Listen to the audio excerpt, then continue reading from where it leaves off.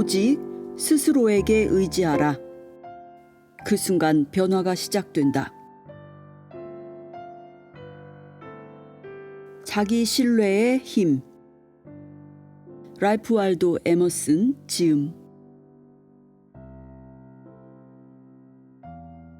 랄프 월도 에머슨은 미국 문화의 정신적 기둥을 세운 사상가이자 산문가, 시인이다. 에머슨은 1803년 미국 보스턴의 신앙심 깊은 목사 집안에서 태어났다.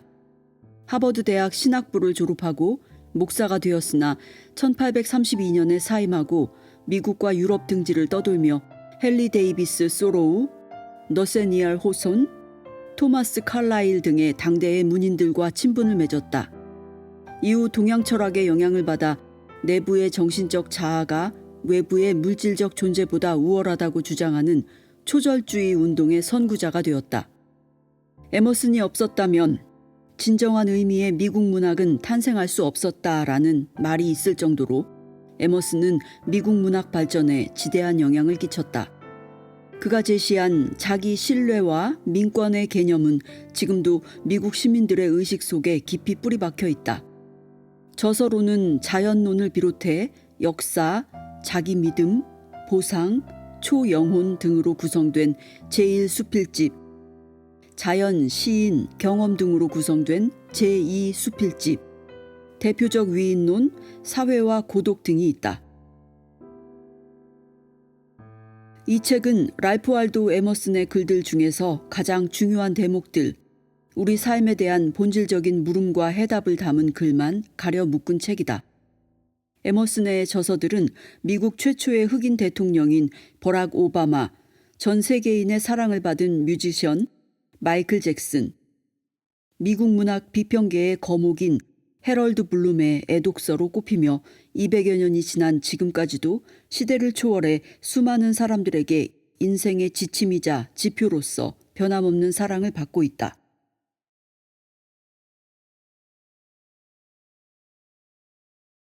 내 안에 모든 자연의 법칙이 들어있다.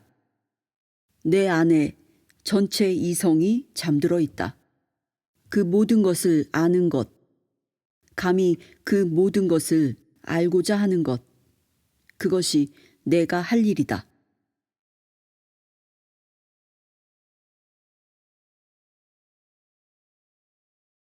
(1장) 스스로 주인이 되는 길. 자기 안에서 모든 사실의 필연적인 이유를 찾아야 한다. 외부의 의존 대상들을 모두 떨쳐버리고 홀로 설 때 비로소 강해지고 승리할 수 있다. 재능이란 자신을 믿는 것이다. 자신의 생각을 믿는 것, 자신이 진실이라 여기는 것을 다른 모든 사람들도 진실이라고 생각하리라 믿는 것, 이것이야말로 비범한 재능이다. 그대 마음속에 숨겨두었던 확신을 드러내라. 그러면 그 말은 보편적인 의미를 가질 것이다. 그대 마음 속에만 있던 것이 때가 되면 겉으로 드러나고 그대가 처음에 가졌던 생각이 결국에는 마지막 심판을 알리는 나팔 소리와 함께 다시 그대에게로 돌아올 것이다. 우리가 모세나 플라톤, 밀턴을 높이 평가하는 이유는 그들이 책이나 전통 같은 것을 무시하고 다른 사람이 아닌 자신의 생각을 말했기 때문이다.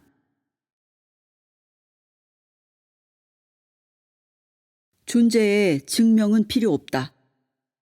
나의 재능이 아무리 하찮고 보잘것없어도 나는 지금 이렇게 존재하고 있다. 그러므로 스스로 확신을 얻거나 동료들에게 확신을 주기 위해서 자신에 대해 어떤 부차적인 증명도 할 필요가 없다. 정말로 관심을 가져야 할 문제는 사람들이 나를 어떻게 생각하느냐가 아니라 내가 해야 할 일이다.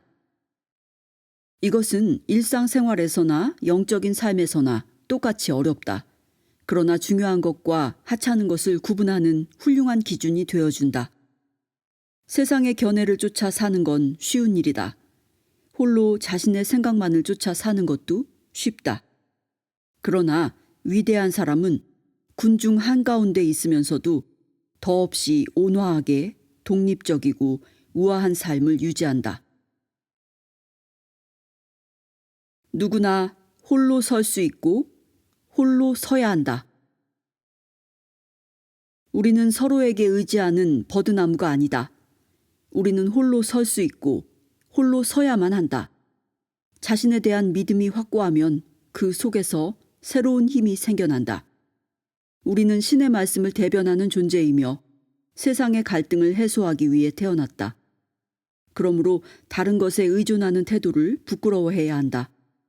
법률과 책과 우상과 관습일랑 창밖으로 내던지고 자신의 생각에 따라 당당하게 행동하라.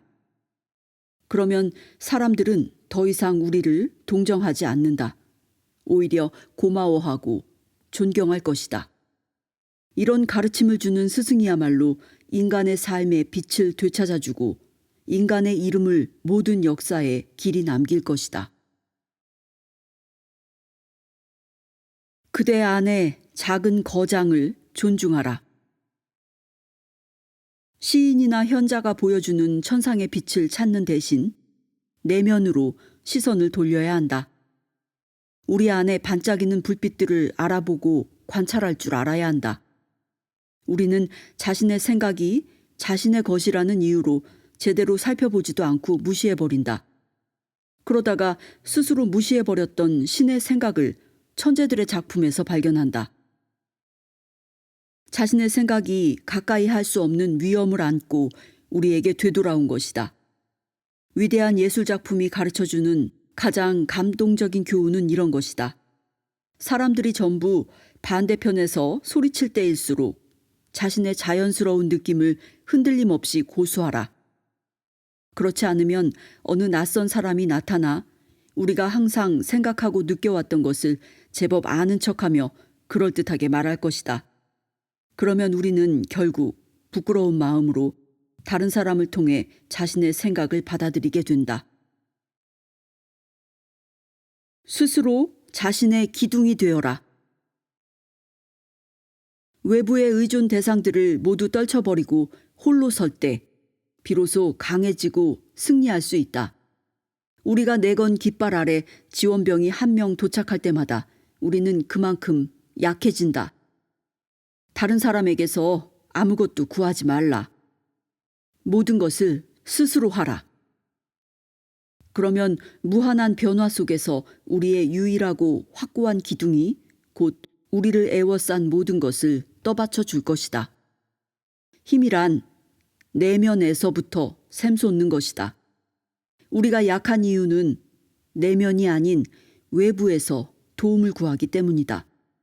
이것을 깨닫고 주저없이 자신의 생각에 따라 몸을 곧게 펴고 손과 발을 움직이는 사람은 기적을 이룬다.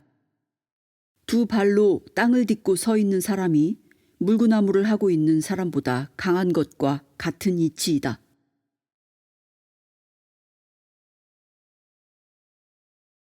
먼저 자신에게 정직하라. 사회는 일종의 주식회사와 같다. 사회 구성원들은 자신의 빵을 더욱 확실히 보장받는 대가로 자유와 문화를 포기하는 것에 동의한다. 이런 사회가 가장 많이 요구하는 덕목은 영합이고 자기 믿음은 혐오의 대상이 된다. 이런 사회는 본질과 창조성이 아니라 명목과 관습을 좋아한다. 참다운 인간이 되려는 사람은 누구나 영합을 거부해야 한다. 영원한 승리를 구하는 자는 이름뿐인 선에 흔들리지 말고 그것이 진정으로 선인지 따져보아야 한다. 궁극적으로 신성한 것은 자신에게 정직한 것이다. 먼저 그대 자신에게 결백을 선언하라. 그러면 세상이 그대를 인정할 것이다. 위대한 영웅은 모두 오해를 받았다.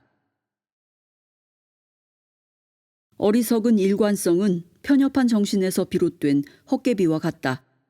소심한 정치가와 철학자, 신학자들이나 이런 헛개비를 중요하게 생각한다. 위대한 영혼에게 어리석은 일관성은 아무 의미도 없다. 그것에 얽매이느니 벽에 어른거리는 자신의 그림자를 신경 쓰는 게 더 나을 것이다. 오늘 생각한 것은 오늘 분명하게 말하라. 그리고 내일은 내일 생각한 것을 분명하게 말하라. 오늘 한 말과 모순될지라도 그렇게 하라. 그러면 오해를 받을 게 분명하다고? 오해를 받는 게 그렇게 안 좋은 일인가? 피타고라스, 소크라테스, 예수, 루터, 코페르니쿠스, 갈릴레오, 뉴턴 모두 오해를 받았다. 지금까지 존재했던 사람들 가운데서 순수하고 지혜로운 영혼은 누구나 오해를 받았다.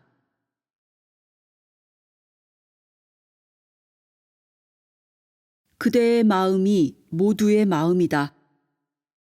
그대가 들어야 할 말이 있다면 반드시 그대의 귓전을 울릴 것이다.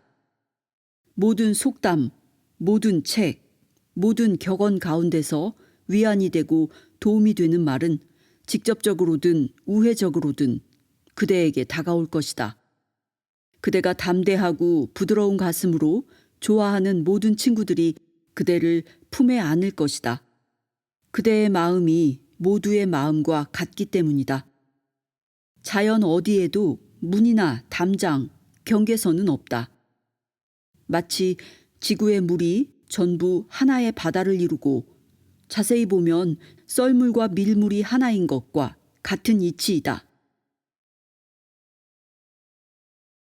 스스로 주인이 되는 길. 인간의 일반적인 삶의 동기를 버리고 스스로 주인이 되고자 하는 사람은 자기 안에 진실로 신과 같은 자질을 가지고 있어야 한다. 숭고한 마음과 신념에 찬 의지, 선명한 통찰력이 있어야 한다. 그러면 진정으로 자기에게 교리가 되고 사회가 되고 법이 될 것이다. 다른 사람들에게는 세상의 보편적인 법칙이 영향을 미치겠지만 이런 사람에게는 자신만의 소박한 목적이 강력한 힘을 발휘할 것이다. 나를 구원하는 것은 나 자신이다. 사람은 자기 일에 온 마음을 쏟고 최선을 다할 때 괴로움을 잊고 쾌활해진다. 다른 어떤 것도 우리에게 평화를 주지 못한다. 구원은 누가 가져다 주는 것이 아니다. 자신을 믿지 않는 한 우리에게는 어떤 영감도 창조도 희망도 없다. 나를 기만하는 것은 나 자신이다. 우리는 다른 사람에게 기만당할지도 모른다는 어리석은 생각에 사로잡혀 평생을 괴로워한다. 그러나 자신에게 기만당하면 당했지 타인에게 기만당하는 일은 없다. 그건 어떤 물건이 존재하면서 동시에 존재하지 않을 수 없는 것과 같은 이치이다. 공부가 주는 몇 가지 깨달음. 공부를 해나가다 보면 누구나 한 번은 이런 확신이 들 때가 있다. 질투는 무지의 결과이고 모방은 자살 행위이며 좋든 싫든 자신에게 주어진 몫은 스스로 해결해야 한다는 것이다. 광활한 우주가 좋은 것들로 가득 차 있어도 자신에게 맡겨진 땅 한 떼기를 스스로 애써 경작하지 않으면 곡식 한 알도 얻을 수 없다. 우리 안에 깃들어 있는 힘은 완전히 새로운 것이다. 따라서 우리가 이 힘으로 무엇을 할 수 있을지는 자신 말고 아무도 알 수 없다. 스스로 시도해 보기 전에는 알 수 없다. 그대의 진짜 운명을 받아들여라. 자기 자신을 믿어라. 그러면 그대 마음속에 단단한 현이 모든 사람의 가슴을 울릴 것이다. 신의 섭리가 그대를 위해 마련해 둔 자리, 동시대인으로 구성된 사회와 그곳에서 일어나는 모든 일의 연결고리를 받아들여라. 위대한 사람들은 언제나 그렇게 해왔고 어린아이처럼 순순히 시대 정신에 자신을 맡겼다. 그리고 자신의 마음 속에 절대적으로 신뢰할 만한 것이 있음을 그것에 따라 행동하면서 그것이 자신의 존재 자체를 지배하고 있음을 보여주었다. 우리도 가장 고차원적인 정신으로 그와 같은 초월적인 운명을 받아들여야 한다. 병약자나 미성년자처럼 안전한 곳에 숨어 있거나 혁명 직전에 도망치는 겁쟁이가 되어선 안 된다. 신의 의지에 따라 혼돈과 암흑을 무찌르러 진격하는 지도자이자 구원자, 베푸는 자가 되어야 한다. 무시할 수 없는 사람. 아무런 욕심도 없는 소년들은 어떤 일에서든 말이나 행동으로 다른 사람의 비위를 맞추는 것을 혐오한다. 스스로 당당한 왕처럼 이들이 지닌 태어남은 인간 본성의 건강한 면모를 잘 보여준다. 거실에 있는 소년은 극장에 앉아 있는 관객과 같다. 그는 주위의 사람들과 벌어지는 일들을 독립적인 시각으로 부담 없이 바라보며 즉석에서 간단명료하게 좋다, 나쁘다, 재미있다, 멍청하다, 멋지다, 짜증난다 라는 식으로 평가한다. 결과나 이해에 전혀 구애받지 않고 자주적으로 진실한 평가를 내린다. 소년들은 우리의 눈치를 보지 않는다. 우리가 그들의 눈치를 본다. 우리는 자의식이라는 감옥에 갇혀 있기 때문이다. 소년들처럼 거침없이 말하거나 행동하는 순간 우리는 죄인처럼 수많은 사람들에게 동정과 증오의 대상이 된다. 이로 인해 다른 사람들의 감정과 시선을 고려하지 않을 수 없게 된다. 다시 소년다운 무심한 상태를 회복할 수 있다면. 그래서 모든 약속에서 자유롭고 다른 사람들의 시선에 흔들리지 않고 편견이나 돈, 위압에도 굴하지 않고 순진무구함을 유지할 수 있다면 그러면 우리는 언제나 무시할 수 없는 존재가 될 것이다. 미덕의 힘은 시간이 흐를수록 강해진다. 오늘 내가 다른 사람들의 시선을 의식하지 않고 단호하게 옳은 일을 할 수 있다면 이미 과거에 옳은 일을 많이 해두었을 것이다. 과거의 옳은 일이 지금의 나를 정당화해주기 때문이다. 지금 옳은 일을 하라. 겉으로 드러나는 것은 무시하라. 그러면 앞으로도 언제나 그렇게 행동할 수 있다. 품성의 힘은 누적되는 것이다. 과거에 한 모든 이로운 일은 오늘에도 영향을 미친다. 존경받는 전쟁 영웅들의 위엄은 대체 어디에서 나오는 것일까? 그건 과거 그들이 성취한 위대한 승리의 기억에서 생겨난다. 그 기억들이 한데 뭉쳐서 그들에게 누구도 넘볼 수 없는 빛을 부여하는 것이다.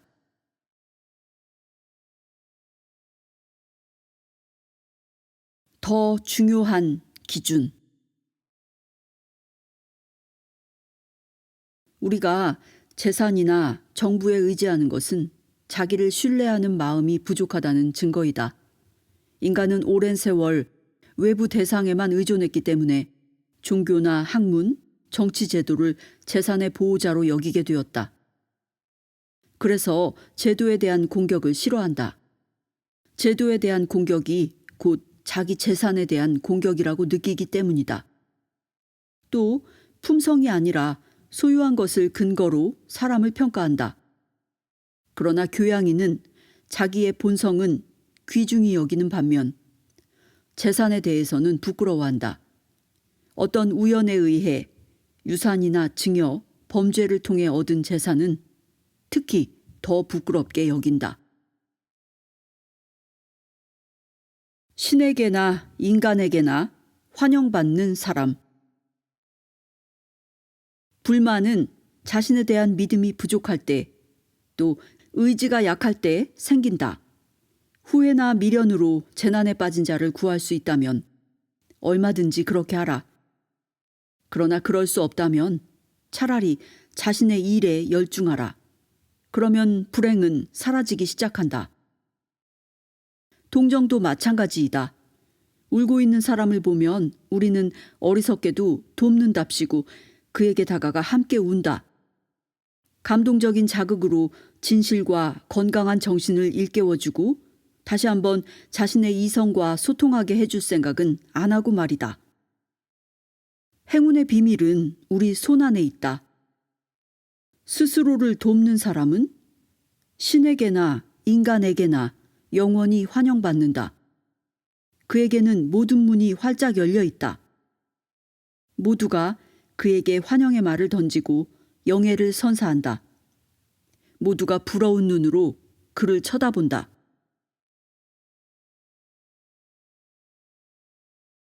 세상을 정복하는 법. 우리의 정신은 저급한 것을 목표로 삼도록 교육받은 탓에 스스로를 갉아먹고 있다. 가식적이거나 남의 말에 고분고분한 사람 말고는 아무도 할 일이 없게 되어버렸다. 이로 인해 힘들고 단조로운 일을 반복하는 노동자가 되거나 혐오감에 시달려 죽거나 자살하는 사람도 있다.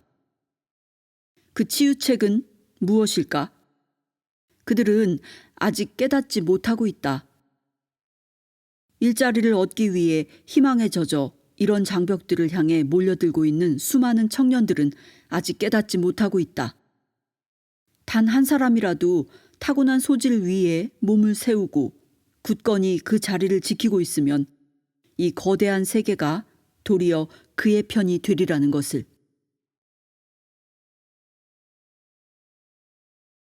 어디를 가든 내가 나를 따라다닌다. 여행은 어리석은 사람의 낙원이다. 한 번이라도 여행을 떠나보면 여행지가 생각처럼 신기하지 않음을 깨닫는다. 집에서 생각할 때는 나폴리나 로마에 가면 그곳의 아름다움에 취해 슬픔을 잊을 수 있을 것 같다. 그래서 가방을 싸든 채 친구들과 작별의 포옹을 하고 배에 오르지만 결국 나폴리에서 그 꿈은 깨지고 만다. 바로 옆에 내가 피해온 분명한 사실, 변함없는 슬픈 자아가 그대로 버티고 있다. 바티칸과 궁전들을 찾고 아름다운 풍경이나 상징에 매료된 척하지만 실제로는 매료되지 못한다. 내가 어디를 가든 내 안의 거인이 나를 따라다니기 때문이다. 내가 가장 잘할 수 있는 것을 어떻게 찾을까? 여행에 대한 갈망은 우리가 깊이 병들어 있다는 증거이다. 그래서 몸이 어쩔 수 없이 집에 머물러 있는 동안에도 마음은 밖을 떠돈다. 모방을 하는 것이다. 마음의 방황이 결국 모방을 낳는 것 아닌가? 우리는 이국적인 취향으로 집을 짓고 이국의 장식물로 서가를 채운다. 견해와 취향, 능력은 과거의 것이나 먼 곳을 따르고 의존한다. 그러나 예술이 번창한 곳에서는 어디서나 영혼이 예술을 창조한다. 예술가는 자신의 마음 속에서 모델을 찾는다. 그러니 모방하지 말고 자기 자신을 고집하라. 우리는 지금까지 쌓아온 교양의 힘으로 매 순간 재능을 최대한 발휘할 수 있다. 다른 사람에게서 빌린 재능은 일시적이며 절반의 힘밖에 갖지 못한다. 우리가 가장 잘할 수 있는 것이 무엇인지는 신만이 가르쳐 줄 수 있다. 스스로 그것을 발휘할 때까지는 그것이 무엇인지 알려줄 사람도 알 길도 없다. 셰익스피어를 가르쳤다는 교사가 어디에 있는가? 세계는 그대를 위해 존재한다. 모든 영혼은 스스로 하나의 집을 짓는다. 자신의 집 저편에 세계를, 세계 저편에 하나의 천국을 구축한다. 세계가 그대를 위해 존재함을 알라. 우리는 대체 어떤 존재인가? 우리가 알 수 있는 건 오직 이것뿐이다. 아담이 가졌던 모든 것, 시저가 했던 모든 일을 우리도 가질 수 있고 할 수 있다. 아담은 하늘과 땅을 자신의 집이라 하고 시저는 로마를 자신의 집이라 했다. 그대는 작은 구두방이나 100에이커의 경작지 혹은 책으로 둘러싸인 다락방을 그대의 집이라 부를 것이다. 근사한 이름은 없어도 그대의 영토는 아담이나 시저의 영토만큼 훌륭하고 조금도 부족하지 않다. 그러니 그대 자신의 세계를 구축하라. 그대 마음 속에서 일어나는 순수한 생각에 삶을 맞추는 순간 그대의 세계가 드넓게 펼쳐질 것이다. 영혼이 그대 마음 속으로 흘러 들어오는 순간 모든 것 속에서 혁명이 일어날 것이다. 주체적인 인격체로 홀로 서라. 인내하고 인내하라. 모든 선한 것, 모든 위대한 것의 그림자를 친구 삼고 자신의 무한한 생명력에 대한 통찰을 위안 삼아 우주의 원리를 연구하고 전달하라. 타고난 재능을 발현하고 세계를 변화시키는 것을 자신의 일로 받아들여라. 이 세계에서 하나의 주체적인 인간으로 서지 못하는 것은 수치스러운 일이다. 하나의 인격체로 평가받지 못하고 각자 이루어내야 할 고유한 결실을 맺지 못하고 몇백 명이나 몇천 명으로 이루어진 어떤 분파나 당의 일원으로서만 인식되는 건 부끄러운 일이다. 북쪽이니 남쪽이니 하는 지리적인 요인에 따라 의견이 엇갈리는 것은 창피한 일이다.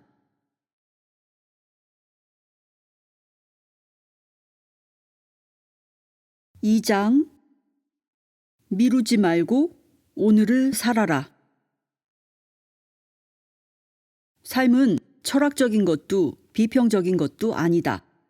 오로지 강인한 것이다. 인생이 주는 위대한 선물은 계산으로 얻을 수 있는 것이 아니다. 모든 행복은 삶이라는 큰 길 위에 놓여 있다. 무심의 지혜. 어떤 생활 방식이나 행동 양식에도 반대 의견은 있기 마련이다. 그러므로 곳곳에서 부딪히는 반대 의견에도 무심한 태도를 유지하는 건 가장 현실적인 지혜 가운데 하나이다.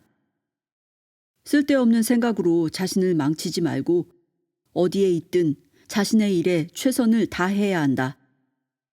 삶은 철학적인 것도 비평적인 것도 아니다. 오로지 강인한 것이다. 인생에서 최고의 행복은 자신이 찾아낸 것을 의심하지 않고 즐기는 사람, 세상과 잘 어울려 살아가는 사람만이 누릴 수 있다. 평화로운 삶의 비결. 사람은 누구나 자기만의 환상 속에서 산다. 맥없이 떨리는 손 때문에 보람 있는 일은 하기 힘든 술주정뱅이처럼 삶은 꿈속에서 벌이는 한바탕 대소동과 같다. 이런 삶에서 마음의 안정을 유지할 수 있는 길은 오직 현재라는 시간을 소중히 여기는 것이다. 허식과 혼탁한 정치의 소용돌이 한복판에서도 조금의 의심도 없이 자신을 안정시키며 자신의 신조를 더욱 굳건히 해야 한다. 나의 신조는 어떤 일을 하든 뒤로 미루거나 남을 탓하지 않는 것이다. 막연한 희망을 품지 않는 것이다. 어디에 있든 누구를 만나든 항상 정의롭게 행동하는 것이다. 아무리 보잘것없고 추하더라도 지금의 친구와 환경을 우주가 보낸 신비의 전달자로 받아들이는 것이다. 가까운 것이 먼 것을 설명한다. 우리는 가까이 있는 것이 먼 것 못지않게 아름답고 경이로움을 깨닫고 놀란다. 가까운 것이 먼 것을 설명한다. 한 방울의 물은 작은 바다이다. 한 명의 사람은 자연 전체와 연결되어 있다. 그러므로 평범한 것들의 가치를 인식하면 지금껏 알지 못했던 여러 가지 깨달음을 얻는다.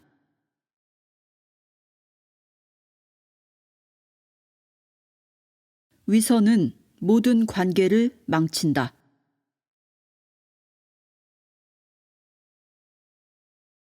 개개인의 본성은 동시대인들의 성격에도 그대로 나타난다. 그러므로 나의 옳고 그름은 그들의 옳고 그름도 된다. 나는 내게 맞는 일을 하며 내게 맞지 않는 일은 하지 않을 것이다. 이웃과 생각을 맞추어 시대가 나에게 요구하는 역할을 할 것이다. 그러나 내게 주어진 일도 제대로 못하면서 이웃들에게 지시하려 든다면 진리에서 벗어나 그들과 거짓된 관계를 맺게 될 것이다. 이웃이 나보다 수완이 없고 능력도 모자르며 잘못된 생각을 가지고 있다는 생각이 들 때도 있을 것이다. 하지만 그런 생각은 거짓이며 그 거짓은 나와 이웃의 관계를 망친다. 자연과 사랑은 이런 뻔뻔한 태도를 용납하지 않는다.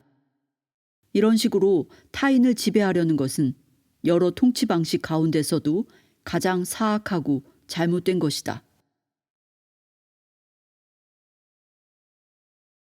그 사람을 아는 법. 그가 읽은 책과 사귀는 친구, 칭찬하는 대상, 옷차림과 취미, 그의 말과 걸음걸이, 눈의 움직임, 방을 보면 그 사람을 알 수 있다.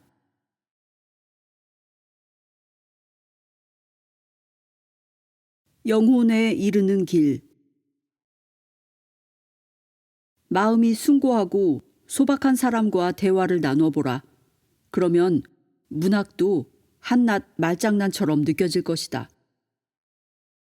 가장 가치 있는 말은 가장 꾸밈 없는 말이다. 그러나 이런 말은 너무 흔하고 당연한 것이어서 몇 개의 자갈을 주워 모으거나 약간의 공기를 병에 담는 일처럼 하찮게 여겨진다. 영혼의 무한한 풍요 속에서는 전 대지와 전 대기가 우리의 것이기 때문이다. 그러므로 진정한 영혼에 이르려면 모든 허식을 버리고 적나라한 진실과 솔직한 고백 속에서 1대1로 영혼과 대면해야 한다.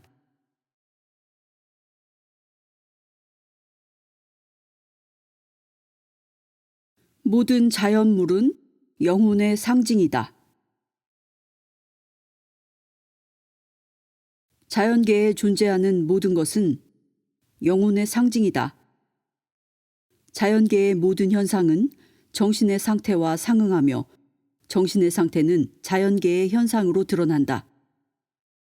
경노한 사람은 사자와 같고 교활한 사람은 여우와 같으며 견실한 사람은 바위와 같고 학식이 있는 사람은 횃불과 같다.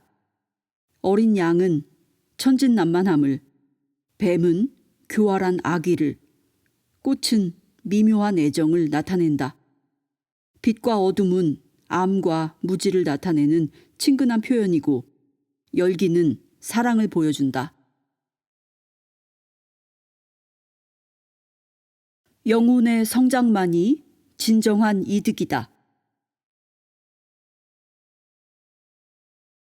미덕으로 인한 이득에는 아무런 부담도 없다. 그것은 비교를 초월한 절대적인 존재인 신의 수입이기 때문이다. 그러나 물질적인 이득에는 대가가 따른다. 아무런 공도 노력도 없이 얻은 이득이라면 나에겐 이득을 볼 아무런 근거가 없다. 이런 이득은 어느 날 바람이 불면 날아가 버리고 만다. 자연의 모든 이득은 영혼의 것이다. 그러므로 자연의 적법한 화폐, 즉 가슴과 머리가 허락한 노동으로 대가를 지불하면 그 이득을 소유할 수 있다. 나는 이제 노력하지 않은 이득이 저절로 굴러들어오는 것을 바라지 않는다.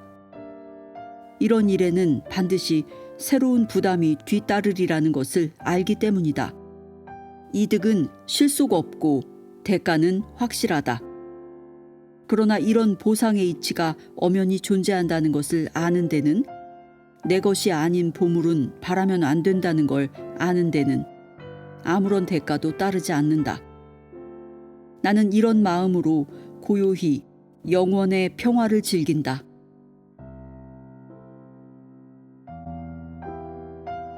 영혼의 성장은 말을 통해서 드러난다.